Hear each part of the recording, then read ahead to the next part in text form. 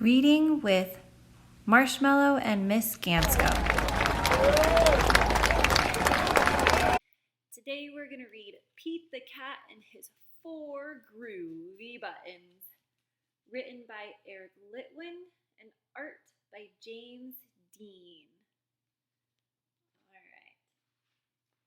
Pete the Cat and His 4 Groovy Buttons.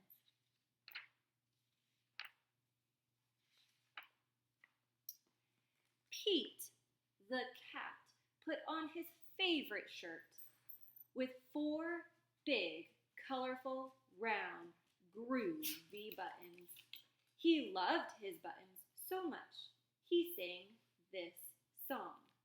4. My buttons, my 4 groovy buttons. My buttons, my 4 groovy buttons. Pop! Oh no! One of the buttons popped off and rolled away. How many buttons are left? 3. 4 minus 1 equals 3. Did Pete cry? Goodness, no.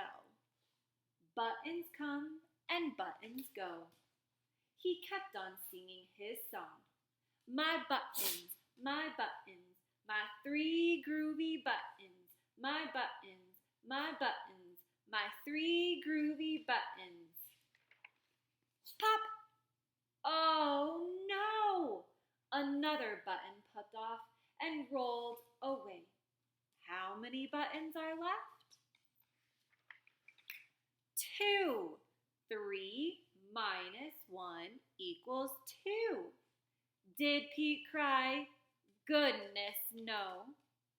Buttons come and buttons go. He kept on singing his song. My buttons, my 2 groovy buttons. My buttons, my 2 groovy buttons. Pop! Oh no! Another button popped off and rolled away. How many buttons are left? 1. 2 minus 1 equals 1. Did Pete cry? Goodness, no. Buttons come and buttons go. He kept on singing his song. My buttons, my 1 groovy button.